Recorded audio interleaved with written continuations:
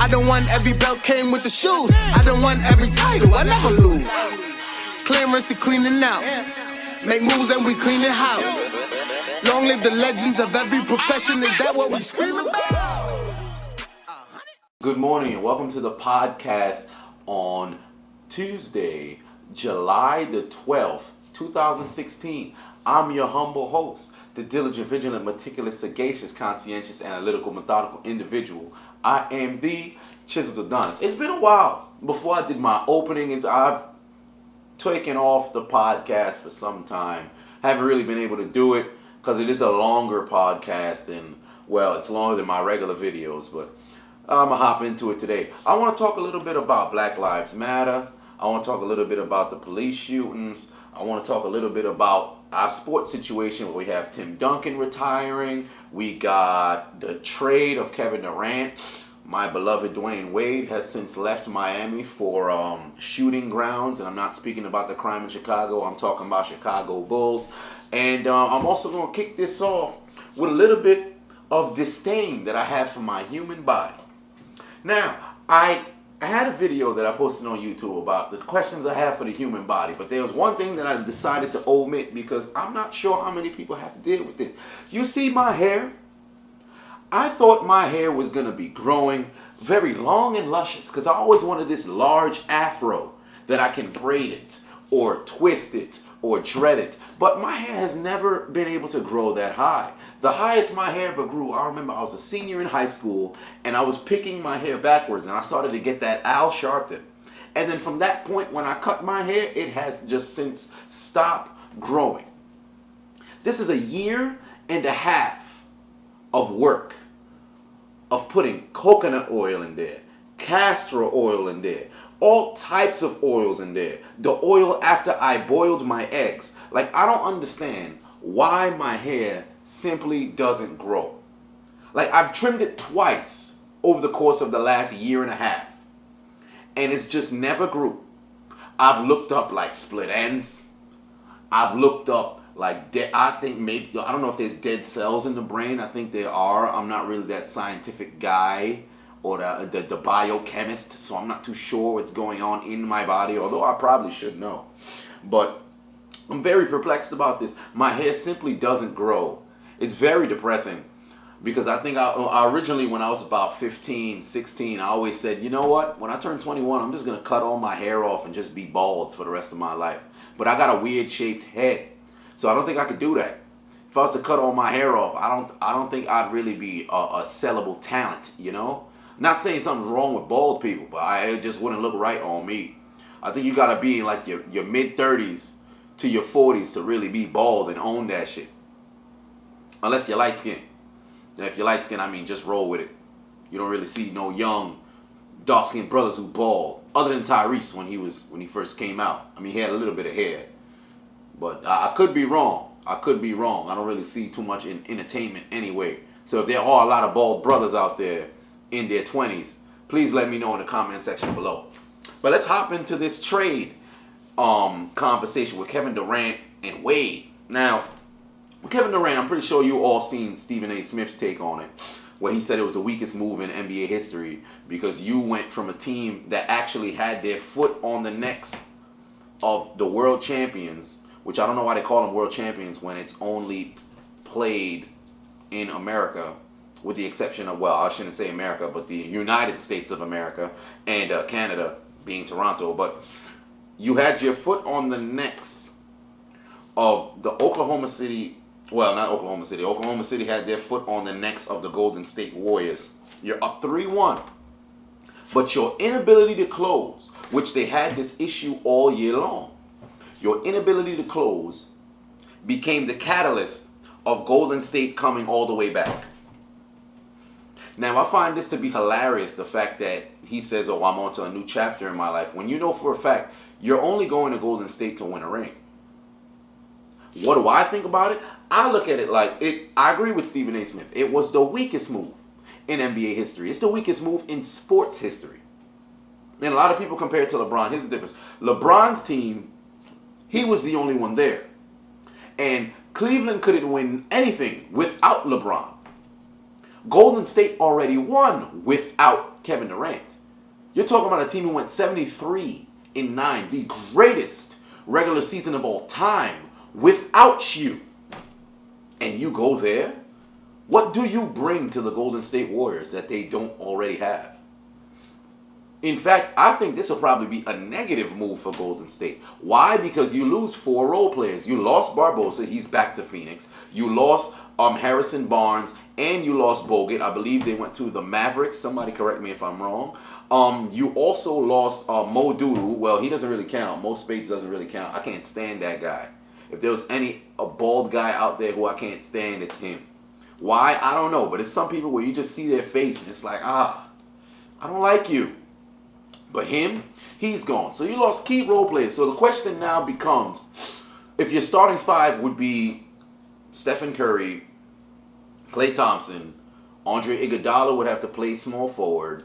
You move Kevin Durant, you put him at the 4, you would have to start Draymond Green at the 5. Now, that becomes a matchup problem for every team, period, because Draymond Green's a facilitator. So since he's going to be playing a point forward or point center sort of position, that if your defense is playing man against Golden State, you're now flushing him to the top of the perimeter to play defense. So if they're playing against a team like Memphis, you bring Marc Gasol to the top of the key, you're going to murder them by like 50 points. But here's the issue. Usually what Golden State does is Curry will play about the first 6 to 8 minutes, and he'd sit down. Klay Thompson would play an additional 2 minutes, then he'd sit down. And the beginning of the second quarter, neither of them will be on the court. Draymond Green would be on the court and things like that, and then they would create space for their role players and their bench players to get minutes.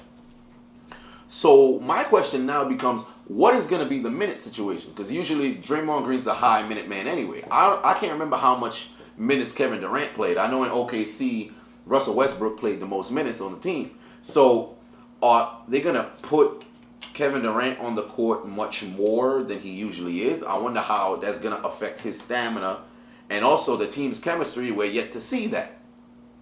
So regardless, the way I see it is he made a weak move.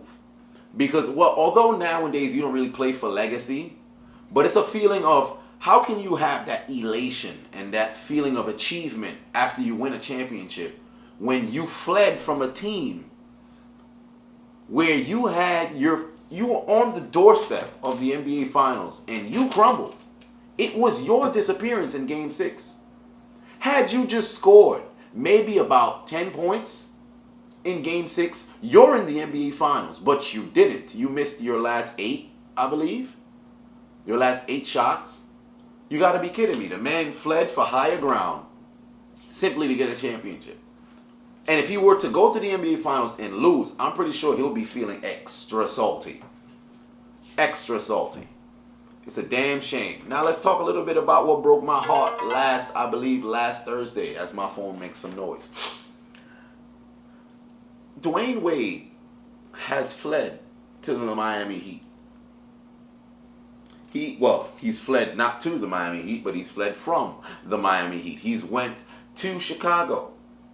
Now, I made a video about this on Facebook, which apparently got, I think it's at like 40,000 views now. How? I don't know. But it happened. Here's a small snippet for you. You don't get to leave to go home to Chicago. They ain't got no winners in Chicago. They're shooting in Chicago. You need to stay your ass in Miami, son. I'm not playing with you. You can't leave. Miami all I got, son. LeBron winning championships. Golden State got all the power, son. They Space Jam out there. I was so upset. I nearly cried if I knew how. But to tell you the truth, I understand why he left. Because he was never the highest man. He was never the highest paid man in Miami Heat history. He wasn't even the highest paid player in Miami when he was playing. If you look at the years that he was on the team, he was never the highest paid player. There was a point where Jermaine O'Neal was making more money than him. Jermaine O'Neal, of all people. Now you look at the situation 2 years ago, and what forced this situation was when LeBron James left. Apparently, they said Dwayne Wade had inside information about LeBron James' departure, but he never told Pat Riley. Dwayne Wade comes out and he says, "I know nothing about this. I was completely in the dark about this situation." Pat Riley and the Heat front office ultimately don't believe in. So going into the 2014 season, we had LeBron leave, go back to Cleveland, and you had a situation where Bosh had to get paid. So for Chris Bosh, Houston was offering him a max deal of 5 years, $88 million. That's a lot of money. So why is my phone going off so much? All right, they offered him 5 years, $88 million. Miami came out and offered him a deal of 5 years, $118 million. You jumped the max guarantee by $30 million. For what reason? Now, if you're Dwayne Wade looking at that, you're like, wait a minute, that $30 million could have came to me. If not the full 30, maybe 20, 25 of that. Because I'm the greatest Heat player of all time. I'm not going to say he feels entitled to that. But if he did feel entitled, I understand. So that money should have went to him. But it didn't. So what happened the year after that? Last summer, Dwayne Wade signed a 1-year contract for $20 million. Thinking he was going to come into this year and then get either a max deal or a larger contract. He was asking the Miami Heat for 2 years, $50 million. And they said no. They kept lowballing him and said, we'll only give you 40. So then he walks to Chicago. Now, apparently, the reports, Pat Riley kept speaking about Dwayne Wade in the past tense anyway. He was always saying in the media, I'd say the last month, he was talking about he was a great player. He was a great talent from Miami. So he sounded like he wanted to let him go anyway. But when Dwayne Wade left, and then this report came out 2 days ago about Tyler Johnson, because mind you, Miami, prior to Wade's leaving, Miami already lost 3 players. After you signed Hassan Whiteside to the, 5 years, $98 million, you lost Tyler Johnson to the Brooklyn Nets. You lost Luol Deng to, I believe, the LA Lakers. And you lost Joe Johnson to the Utah Jazz, I believe. So those are 3 pivotal players. Although I'm happy Joe Johnson left, he gave us, I shouldn't say us, I'm not on the team. He gave Miami 0 production during the playoffs. There's no reason why he should have 12 shots in a span of 3 games and 8 points in the span of 3 games when you used to be a perennial all-star. That doesn't make any sense. You cannot be that far past your prime because you were averaging about 17 points when you came to Miami and played the tail end of last season. So that's ridiculous. But those 3 key players left. So that opens up the cap space. Miami had the money to pay Wade. It wasn't as if they didn't have the money. They had the money, but they didn't. But this is what really perplexed me and got me a little bit upset. Tyler Johnson's offer from the Brooklyn Nets was about 34 million, between 34 and 38. I don't know the exact number. I might have to look it up and link it in the description below. But Miami matched that deal. And not only did they match it, they offered $50 million to Tyler Johnson. So you're going to offer $50 million to Tyler Johnson, but you couldn't give that money to Wade? What does that say? You're not worth the money? Are you kidding me? You got to, the man is a Hall of Famer. First ballot, I might add you. You got to be kidding me. Give the man his money. Why would you do this? And now you're in a situation where your best player, Chris Bosh, we don't know if he's going to even play basketball anymore. He might have to retire because of the blood clots that keep forming inside of his lungs. And you didn't make any moves to pick anybody up. So now in free agency, I think they picked up 2 people. And those 2 people, I've never heard of them in my entire life. That's why I can't give you their names. It's going to be a very hard season to watch as a Heat fan. And I'm not one of those people who come and say, oh, my favorite player left, so I'm going to go cheer for Chicago. No, I'm not going to cheer for Chicago. I'm happy for Wade and his success. But I've been a Miami Heat fan before Wade even came into the league. So I will remain a Miami Heat fan. Now, on to, I actually have no clue how much longer this is going to run because I can't see the time on my camera. So I'm just going to hope I'll try to wrap this up within 3 minutes. With my final point going into Black Lives Matter and the police shootings, I made the video about how I felt about the Philando Castile and Alton Sterling shooting, which was complete murdering of both of them. But here's the issue that I have with Black Lives Matter. One, to the white people who back Black Lives Matter. Have you no shame? Now, when I say have you no shame, it seems that you have this large issue with your quintessential whiteness. Because the white people that I see backing black people this much, I kind of look a little bit weary about them. Why? Because you're so quick to go against your own people. Now, granted, everybody should stand for equality, things like that. If you have a cause that you got to stand behind, I understand that. But there are some people, some white people who back Black Lives Matter, and they completely hate white people. Like, they completely, not even really white people, but they hate white men. So here's the theory that I'm probably posing. How quick are these individuals to switch sides? Because when the tide changes, because for example, the way I look at Black Lives Matter, it's not really an equality kind of thing. I think it's more of a superiority kind of thing. Because ultimately, the way I view white people, the reason why I don't have no huge issue with white people is because they fought and died to create this idea of oppression and all this other stuff. You'll never see me upset at the winner. Is it fucked up? Yes, it is. But it's their system. So the best way to beat their system is to become that system. For example, with the the cops, you have such issues with cops. All right, become the police force.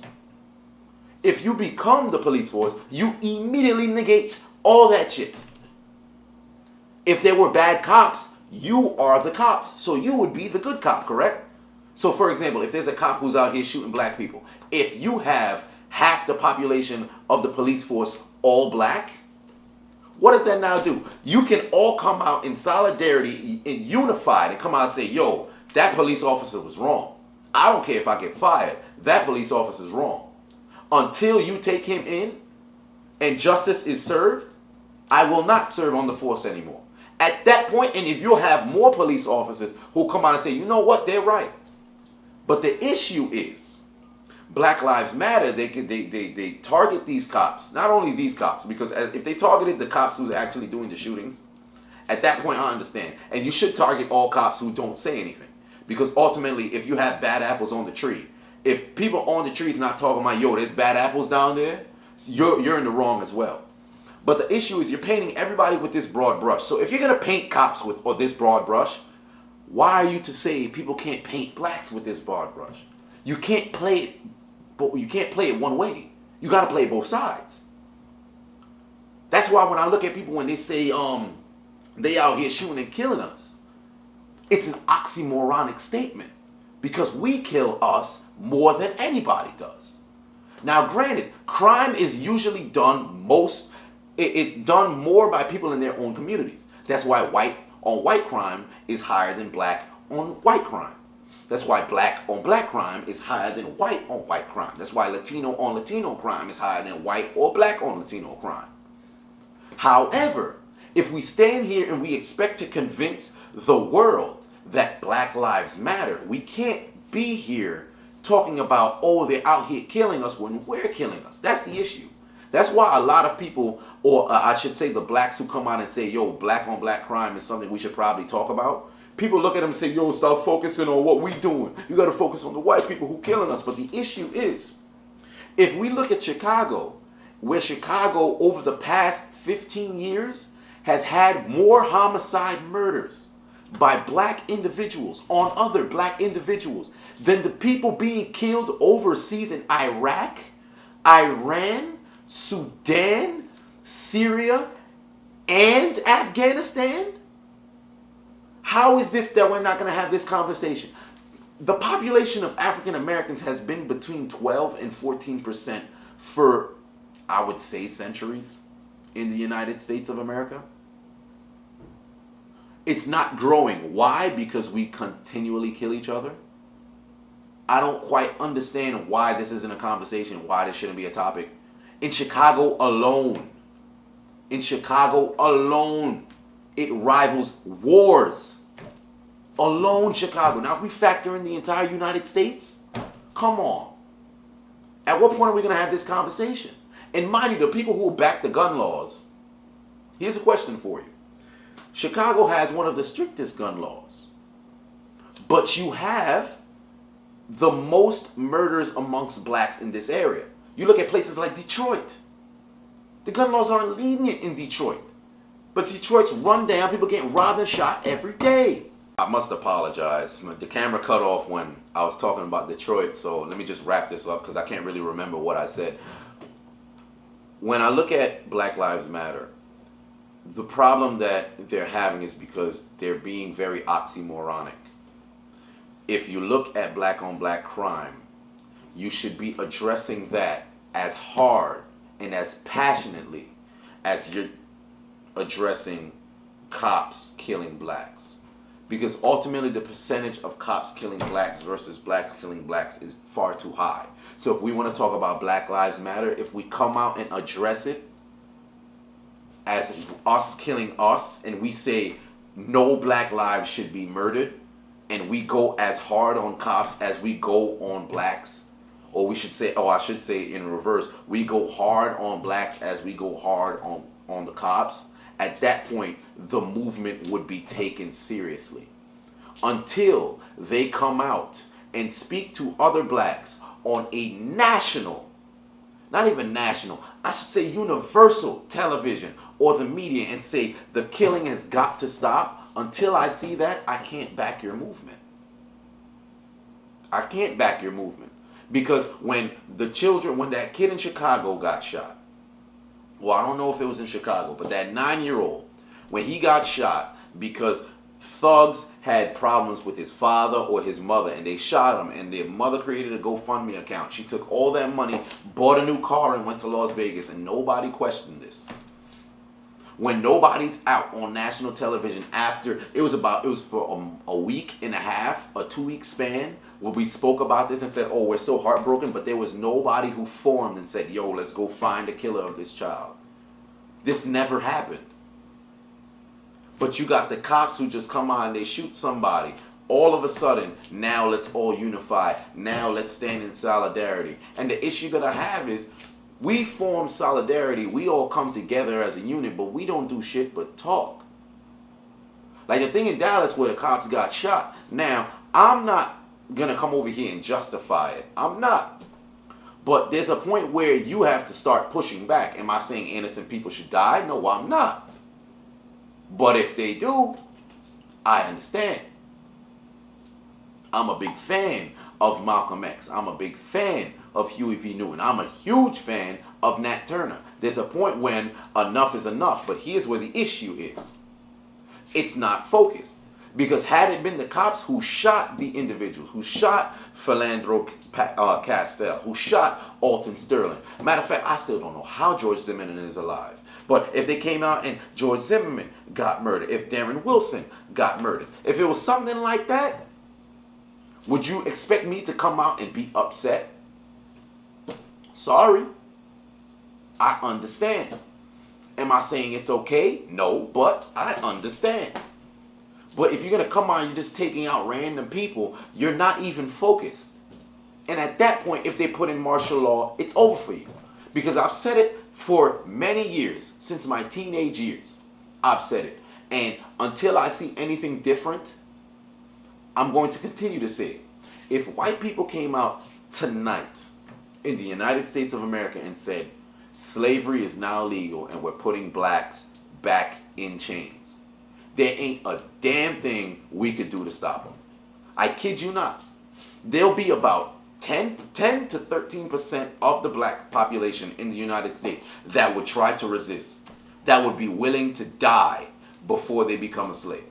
But I can guarantee you, the vast majority would get on their knees, willingly go into slavery. I kid you not. There would be no fight.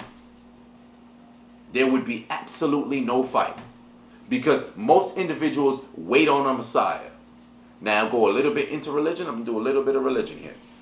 With Christianity, when we look at Christianity, we look into the slave times and we see these black individuals who always prayed to God and said, God's going to free me. God's going to do this. God's going to do that. So if you had slavery go on for 500 years, like they said, 400, no, it was only 250. If you look at, if the first ship came in, the early 1600s, and it ended in 1865, so we're looking at about 200 plus, I'll just go 200 plus years, because I don't want to say 500 if it wasn't in the United States that long. So You look at this slavery that's been going on for this long, the physical slavery. If you had generations of people who all did the same thing, pray to God, he's going to come back and free me. Pray to God, he's going to come back to free me. There's no way I was a child who was brought into slavery, became a father, a grandfather, a great-grandfather, and I see there's nothing changes, and generations pass. Now that grandchild who saw his great-great-grandfather, saw his grandfather, saw his father, all slaves. Your entire generation is nothing but slaves. At what point is this Messiah coming?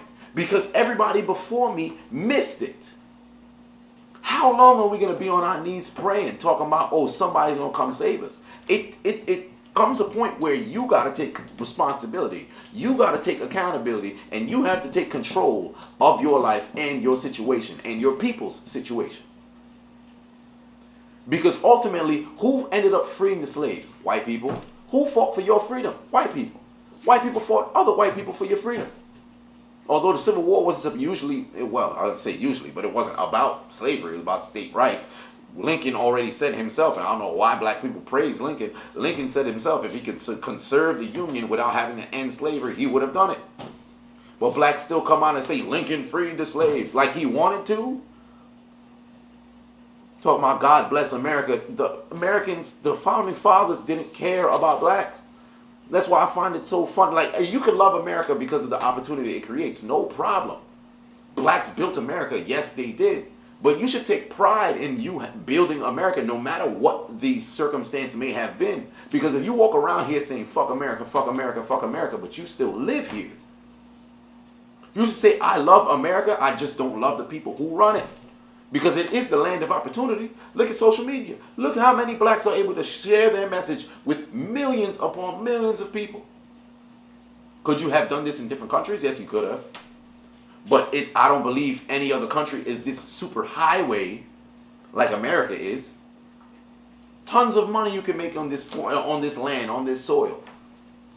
What you should say is, I love this land, I just don't like the people who run it. And if you're not going to do anything to change it, just shut the fuck up.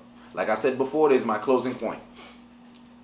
If blacks want to see the police force change, become the police force. Be like a water inside of a cup. Or water, be like water, period. The cup is bad, be the water. You can clean it out, be that water. Go into the bottle. You have an issue with the bottle, become the bottle. You have an issue with the cup, become the cup. You have an issue with the pot, become the pot. And at that point, there won't be any problems. Why? Because if you become the vast majority of the police force, you are the police. So if there is a problem, you can nip that in the butt off the jump. But I'm open to conversation about this. Please comment in the comment section below, and we can have some dialogue. I'm your host for this July 12th, 2016 edition of the podcast.